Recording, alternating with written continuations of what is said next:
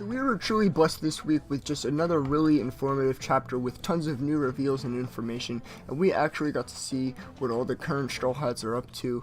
So there's tons to talk about, so let's not waste any more time, let's jump right into it. So one thing people were really wondering about was Bropper and Carrot and their current whereabouts, since we haven't really seen them in a while, but that came to an end in this chapter when we quickly find out that they've been in a lot of trouble, and Bropper is still hiding a couple of his forms, but Carrot is just on the brink of being cooked alive for food, and it's finally time for Chopper to be the hero. We see him locked up in Heavy Point in chains, and he says that he can simply change forms to get out. I assume he's referring to his normal form, but what I think is really interesting is when he says that he has his monster point ready to go if he needs to, which I thought was really cool, because that's something I actually predicted a couple of weeks ago to happen. So Chopper using Monster Point would be, to get out of the mirror world, would be really cool, and I can't wait to see that. Also, the fact that he just mentioned it definitely means something. Things aren't just mentioned for nothing in this show. But that is Chopper's trump card, so I feel like we might have to wait for him to use this in a more convenient time towards the end of the arc. We then have these books that Big Mom's eldest son, Sparrow, created, and are very interesting. They all contain characters that we have all seen in the manga before. The Manticore was those weird-ass line things that we saw on the first level of Impel Down, I think. The Zebra Unicorn was also there too, I think. The Centaurs we saw back on Punk Hazard, and a Griffin, which I wasn't too sure in particular what Big Mom was referring to on this one. But the point is, there's a bunch of interesting characters that we've seen over time in One Piece that have been preserved in this book somehow. And I don't know if this is going to be somewhat relevant to the Straw Hats escaping, or if this is some sort of leak of Sparrow's Devil Fruit and possibly his awakening. Something that was way too interesting was how Judge points out that there are all these races but no giants on Totland Island. And this instantly lights a fuse in Big Mom, and Big Mom clearly cuts off Judge and says, "Oh, you just have missed them."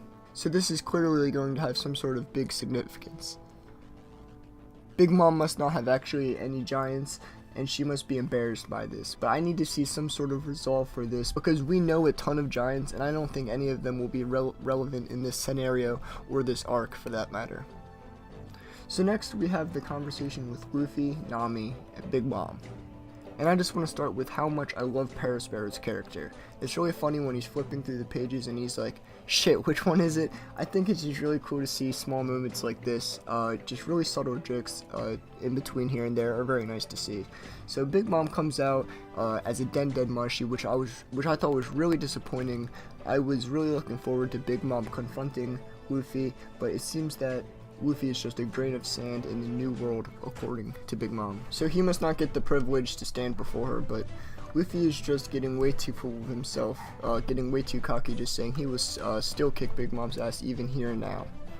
It just shows how desperate Luffy is to get Sanji back, but Big Mom clearly states that she will let the Straw Hats go, but not without taking Sanji. But it looks like Big Mom plans to keep them in there until the wedding is over. The craziest part about this scene is how we finally see the use of the glorious trump card the Straw Hats have, the Viver card, and it's completely useless. Big Mom gets infuriated when Lola is brought up, and we learn that Lola not following through with her wedding is the reason that Big Mom is the weakest Yonko and not the Pirate King yet. This was the biggest shock of the arc since we see Sanji leave the crew. And I thought the Viver card was going to save them from Big Mom, but this is clearly not the case. In fact, it only made her more angry. But this creates two very interesting questions. How did Lola get the Viver card in the first place? And who was Lola's groom that fled that would have given Big Mom so much power? Another big mystery we see developing in this arc is the tamte-bako treasure that the Straw Hats finally handed over to Big Mom back in Fishman Island. This is going to have some sort of super significance, but I don't see how yet. Obviously, it will have some sort of importance in either this arc or for Luffy to become Pirate King. And last, but certainly not least, we see Brook getting ready to have his epic moment in this arc. Pedro looks as though his bait plan is going well, and Brook is about to start his show. Meaning, he's about to one-shot KO everyone in the castle and call it an arc. But like I said earlier, this chapter is really amazing and informative, and I know that just because I feel like I've been talking forever, but I would have to rate this chapter a 9 out of 10.